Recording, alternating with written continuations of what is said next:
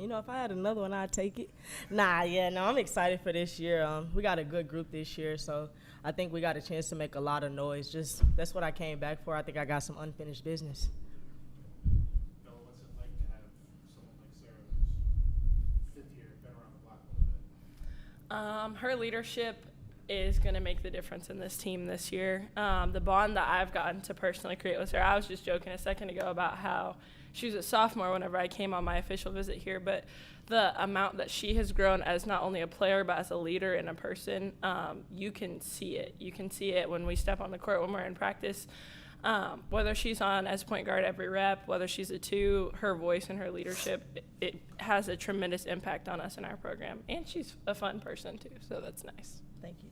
How do you think you've grown, and Bugs too, and those, you were freshmen when Sarah was the leader, but now more so you guys are taking that leadership role yourselves. I mean, is that kind of what you're hoping to do this season? Absolutely. Our entire junior class, including Wise, even though she's new, we just know that there's a lot expected of us. It's our third year in the system. I think that we all have had a lot of opportunity to grow into leadership roles, being more vocal, and just kind of knowing what Coach Nikki expects and making sure that everybody comes along with us with those expectations. Bugs and I both have grown a lot, and then Kyla too, you can just tell our tenacity and just how we get after it in practice. We know what we're doing and we're confident, and we want to be able to lead by example. It's obviously super rare that, the core of this team has really stayed together the last several years, especially when, you and Bugs stay in the program, and obviously Sarah's been here for a long time. Are y'all kind of reaping the benefits, seeing that now that, third year in the program, this is something special because, not a lot of programs have the experience together like Baylor does this year. Absolutely. We know how Kyla likes the ball on a post-up. I know how Bugs likes the ball on a post-up. Or if we're in an action together, we know if I pop, she's going to roll. We know how to read each other really well. Sarah knows how to read us better than I think we even know what we're going to do. So, that core of us being together and having experience is going to be a really, really big impact on this group this year.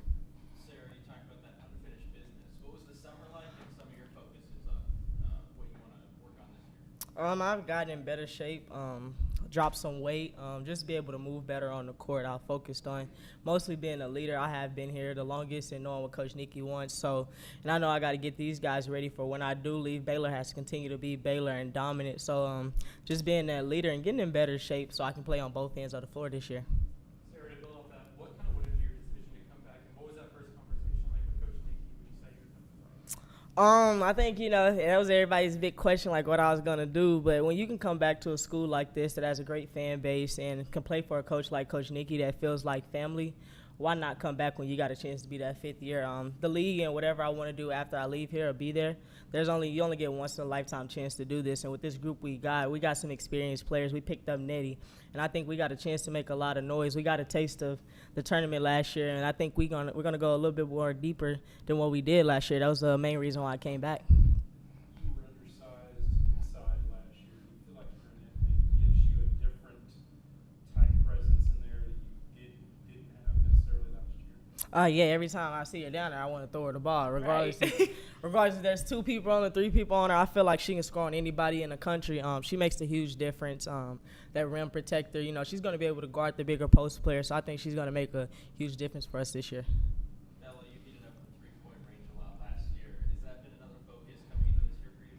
Absolutely, but at the same time, I want to stay consistent with that, because when we have a drive and kick game like that, and then now I'll be able to space even more with Nettie's post presence and Kyla's post presence and a healthy Madison's post presence. It's important that I can step up and knock down shots, but I've also been working on handling the ball more, coming off of screens and making the right reads so that we can kind of get into those secondary actions a little bit quicker and have more options, and I don't have to just come off one pass, Sarah, heading into this last year, how do you feel like your legacy stacks up? Obviously, you're chasing some records. I know that may be in the rear view, but is that something you're kind of looking forward to this year? What do you want to leave behind here at Baylor? I got my individual goals, but most of all, I want to take this team as far as I can. I think we got a chance to be a special group. We got that core there, we got a true 5 that came back that actually knows Coach Nikki's system, where in the past we really didn't have that.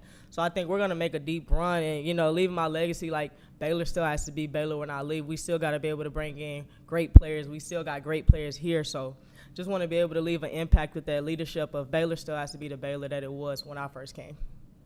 So you mentioned Madison being healthy. What do her and Yaya, and I guess Jada to a degree, some of those second-year players in Coach Nikki's system, do they look more comfortable? Absolutely. They're upperclassmen, so they know how to lead. They know how to come in each day, and whether someone's feeling like practicing or not, being like, hey, guys, let's go. Like, today we're going to come in, put the work in, do what we need to do, and then you can feel how you want to feel afterwards, but they're going to make sure that we're all together, and every minute that we spend on that practice court, we're going to get something out of it. Sarah, 4 new teams into the Big 12 and 2 go away. Is there, like, has Coach Nikki talked about trying to make Baylor, like, that top of the Big 12 and establish yourselves this year? I mean, yeah, I think we want to get back to, doing what we did in the Big 12, but first off, we got to take care of the preseason before we even get into the conference. So I think it's going to be taking it one game at a time and building on the special pieces that we have. And I think, we'll make a deep run in the Big 12. How excited are you guys to get started? I know you've already started practice, but to step out on that court here in, a month and a half, Why? what's the feeling there? I mean, it can't come quick enough. Right. Yeah, Yes. I'm like a little kid right now. I mean, I'm fifth year, but I still feel like, it's going by slow just to get to that first game. I think it'll be amazing. I think we're going to be excited. Everybody shot out of a cannon on that first game, excited with the nerves. So I think once we get in that first game and get under our belt, we'll be fine. Sarah is the only holdover from that last Elite Eight team. How much does that motivate you to try to get back? I know you want to focus on the preseason and all that, but how much are you, motivated to kind of get back to that level, if not farther? I think we showed that we can compete. I think we picked up some pieces that we needed. It gave us a taste that, it left a sour taste in our mouth, but it showed us that we can compete with anybody in the country. So I'm excited for that to go deeper. I just think that we take it one game at a time, and everybody, this team is so unique on any given night, especially with the core that we have. Anybody can go off. Like, now we got a post presence that's really strong. So now you got to pick your poison. We can score on the inside, the outside. So I think we got a chance to make a lot of noise.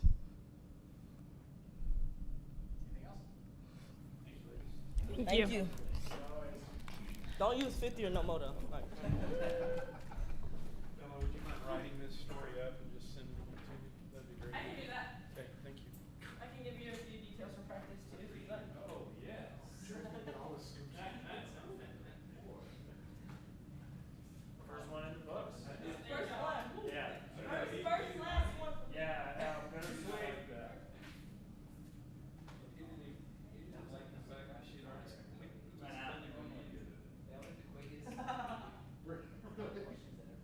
Yeah.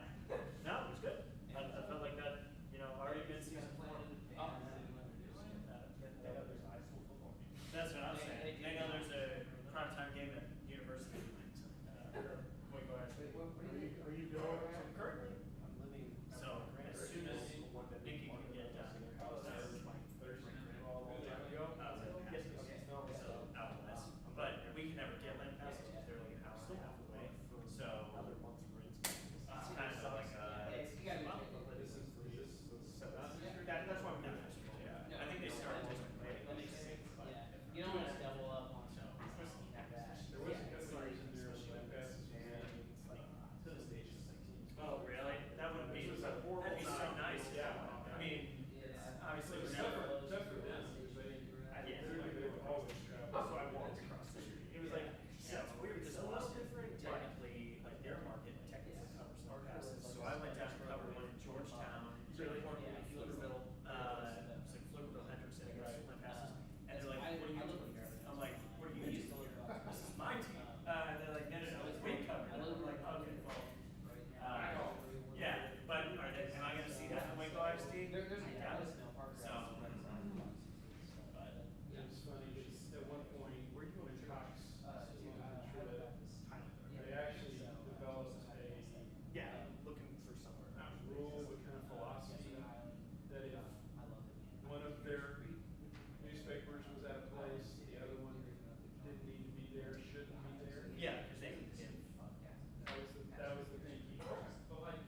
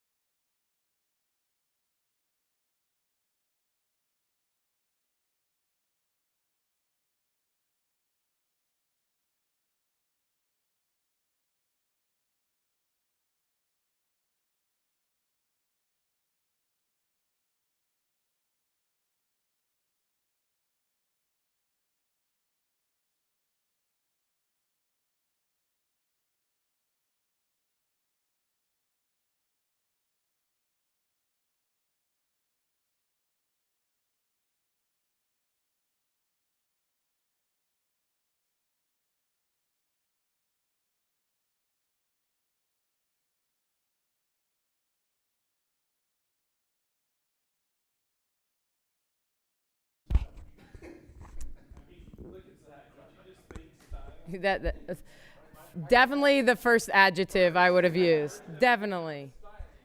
Style, fashion, swag. It's like we did one of those like culture index things, and you free word stuff, and it was like their words like fashionable, intelligent, et cetera, et cetera. And someone asked the question like, who like circles fashionable? Like clearly fashionable people, right? It's you. Yeah, first word.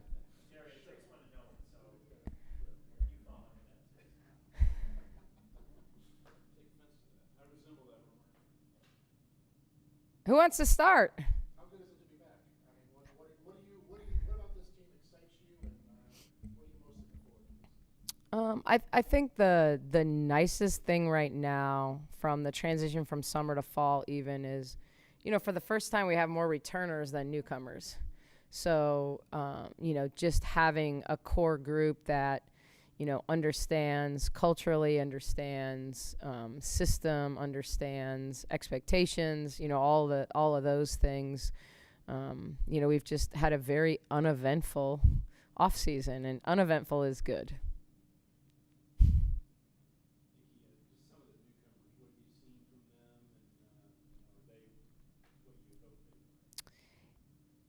Yeah, I mean, I think, Inez is redshirting this year, coming off her ACL. We want her to be fully healthy, and I think with the backcourt we have that's so senior laden, it's really in her best interest anyway. But so for her, it's about getting healthy. I think Kaylin Nelms, as she picks up the pace of college basketball and really the sense of urgency on every possession at both ends of the floor, she's really, really skilled. She's probably a better three-point shooting Caitlin Bickle, but has some of those same traits, has good touch, a good passer, can handle it a little bit, can really stretch it and make threes, but has a solid post game. But just she's a freshman. It's about being in elite shape. It's about playing through fatigue. It's about setting screens every time, not just when it's convenient. So she's got some of that, but I think just has the ability, just a high skill level for a young post player. Aaronette is she's just a finisher. She's the cool thing about Nettie is she's as good as advertised, but super humble, wants to be coached, wants to get better. Sophia's really taken her under her wing, and she's kind of bought into working with her on her post game, on her reverse pivot game, on what it's going to feel like to get double teamed at times. But I like her because she's super sarcastic, and that's kind of my jam. So she's just not hard to communicate with. And then Wise is. She had some things she was dealing with this summer that limited her a little bit. Wyatta, she goes by Wise.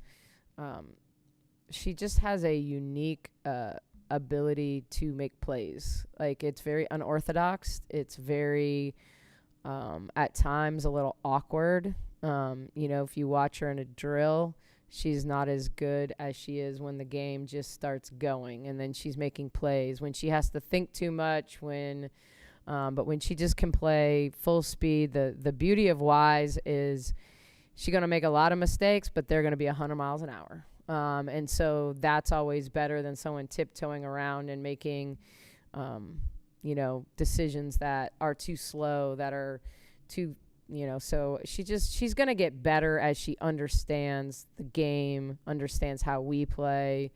So yeah, I mean, I like the group combined with what we had returning. Sarah said she had some unfinished business and put a lot of work in the offseason. What have you seen from her as she's come back and some of your expectations? Yeah, Sarah's still, kind of battling health concerns. So, I felt like, when she was in this summer, I saw she was getting her mid-range game back. She never had it last year. I mean, I think, efficiency-wise, her first year for me, her sophomore, I don't know what we're calling them. Her sophomore year was her most efficient year. I thought she was playing incredibly well until she broke her hand in February, which seems to be kind of the thing with her.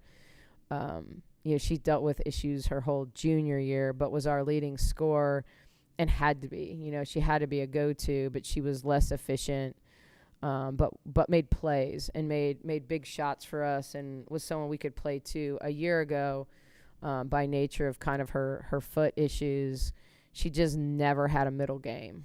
And so it was 3 or 3.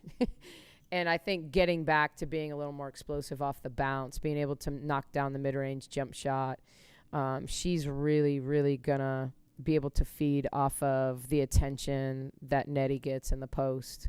I'm not sure our team, because Sarah's really the only one that's played with a dominant post player, and Melissa Queen, that understands how much easier it is when the attention's drawn to someone who can score 2 feet from the basket.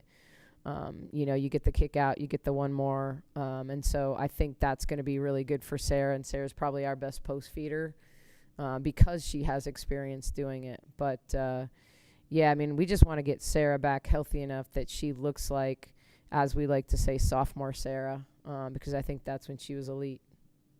Do you think Nettie could get to that potential of what Alyssa was in terms of just that dominant player to just get the ball to and let her work? Yeah, she's a little different, but I think when it comes to low block play, I think right now, Nettie doesn't have the float game, the middle game. I think what made Alyssa so special, is her ability when she got to about 8 feet. I mean, her touch, like, you can't teach it. You just can't teach the way she could float the ball in, and she could kind of play in that middle game. I think Nettie is someone, I don't want to say she's like Kalani, because she's not exactly like Kalani, but she's more like Kalani, where she's so strong that she can do her work early, and she's way more explosive than people understand. So I think we can get her to the high post. I think we can get her driving by bigs. I think she can start to consistently knock down the 15-footer. She has a really good feel of action.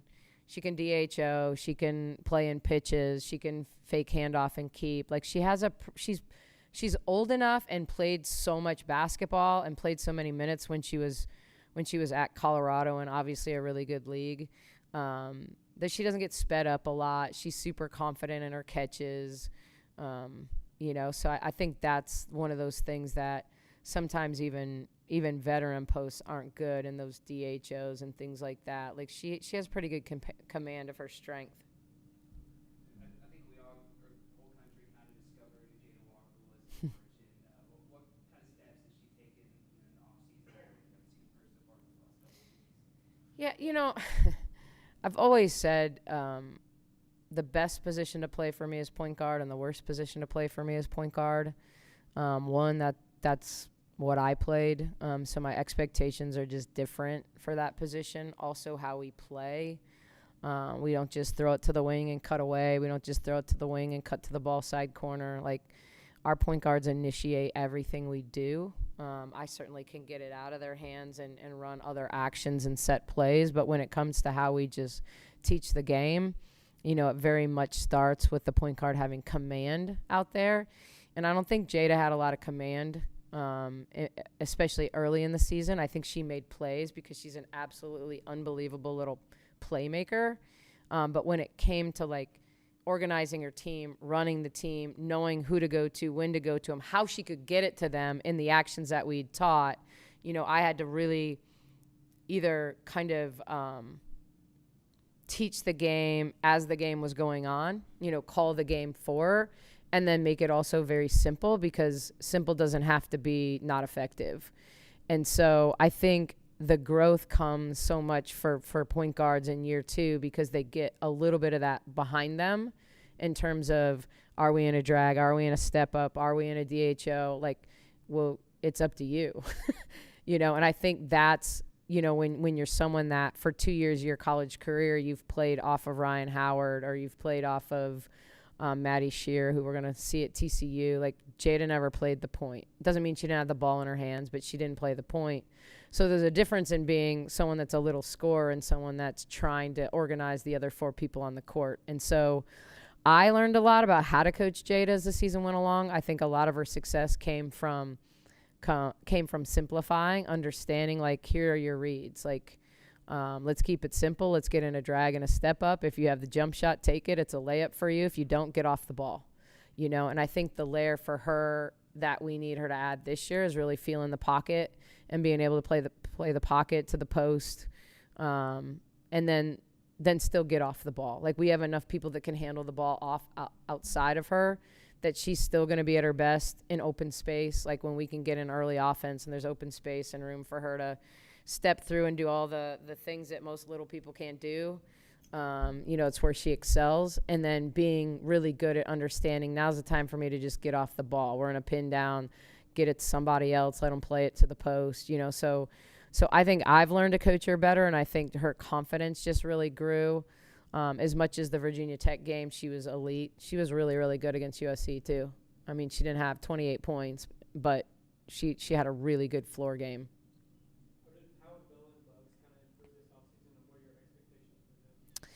Yeah, Bugs is making threes. I know we started talking about that last year, but I think I don't know that she's suddenly going to be a 40% three-point shooter, but I think she's growing in her confidence of taking it. We've really committed to getting her to really believe in her mid-range jump shot off the bounce. She's actually an elite jump shooter when she uses the dribble. Her catch and shoot, not quite as good, so trying to help her with that, but playing off the bounce when she gets the rhythm, she's really good in that middle game. I think both those players are just really confident. I think they're understanding what they're good at better. I think when you come in, your head is spinning as a freshman, and we just threw them out there and asked them to do the best they could do, and sometimes it was great, and sometimes it was adequate, and sometimes we got beat, but ultimately they grew. I think they understood things better. I think you get more confident the more you are in system. I think when you start to see the ball go in the basket, Bella knows if she plays on the baseline, good things happen. She looks for a shot coming off screens. I would say Bella's shooting the ball better off the move than she ever has. She's been a really good set shooter, but if we were pinning down, if we were running staggers, if we were running action, her getting to balance on her shot, I think she's improved there. I just think Bugs' floor game, we've exclusively played her on the perimeter. Not that she won't continue to play some power forward, but I think she can play the power forward like a small forward if she keeps increasing her skill and making threes. So I just think they are becoming more natural leaders because their confidence has grown.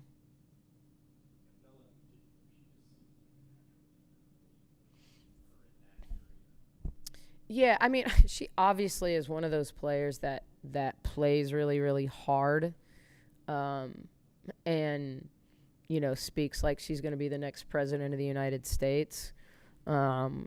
No one prays better in the circle. Nobody, like she has a definite command of her audience and her words, and just high intellectual human.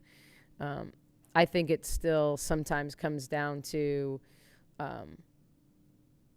always being consistent in how you show up, how you talk to people, like you can't let, the best leaders are consistent, and it's why Bugs was a captain as a sophomore. She is probably our most elite player at making other people better simply by not taking a shot or not. I mean, she's a mover. We always say, like, there's people that just the ball doesn't stick with them and they make everybody better because they just, and you just know she's going to go get her double anyway, so with Bugs, it's the consistency of action and how she competes. With Bella, she's someone that can really speak well, and I think they're very different in their leadership styles. I think Bugs is finding her voice. and trying to encourage her because her teammates do respect her. And then I think, Bella's ability to make shots, make plays. She's by far our most versatile defender. I think it was a disservice that she wasn't on the all-defensive team a year ago with the number of charges she took, the versatility of who she defended. She defended 1s, 3s, 5s, you name it. And so, I think it's still a growth area in terms of her being like that confident, I'm going to show up and know what I'm talking about and say it on every possession. With the schedule coming out today, or the Big 12 schedule, obviously Texas missing from that since they moved conferences. Was there a conversation at all about maybe adding them as like a non-district or a non-conference game? Or what was that conversation? I don't know if I should say no comment. I think we'll play them eventually.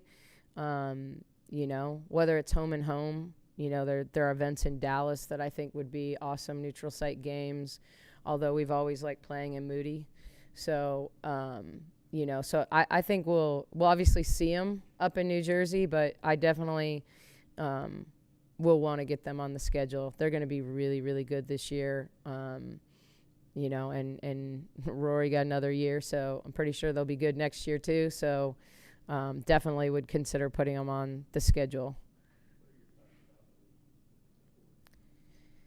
The league is good. I mean, I think when you talk about the top half of the league, when you think of Iowa State basically returning everybody and then adding really good portal pieces that maybe on paper aren't, all conference players, but they'll be all conference the way they play, for Bill.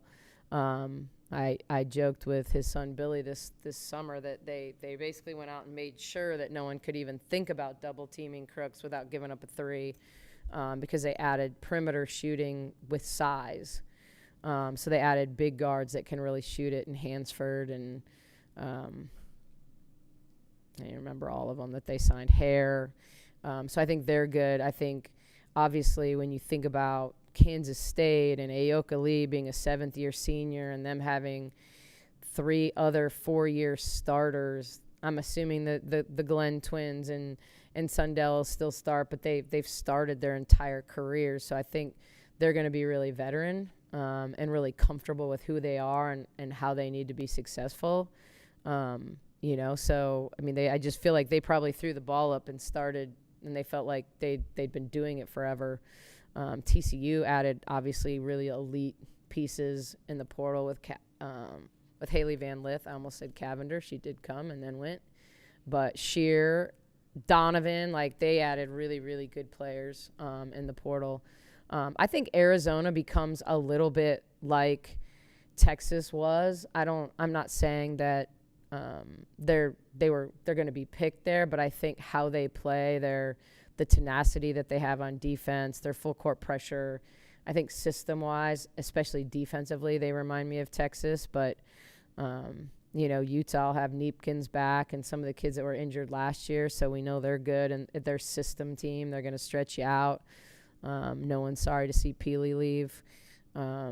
But, yeah, I mean, I think it's a dynamic group of teams. I think the teams we have returning are still really, really good. West Virginia has all their key pieces back and signed some pretty good portal pieces. So I think it's going to be really competitive. And I think when you get into these big leagues now and you're playing everybody once and then you have certain teams twice, where you play teams, how many times you play teams are going to go into not just who wins the conference, but you're seeding for conference tournament. And I know with Iowa State, we beat them the first 3 times we played them, and then they've beaten us 4 in a row, which is and we don't get them till February, late February. So, we should. They're going to have everything in. We're going to have everything in by then. But when you look at those 4 losses, they're by a combined 10 points. One was double overtime. I mean, we've just, other than those first two games when we beat them by 28,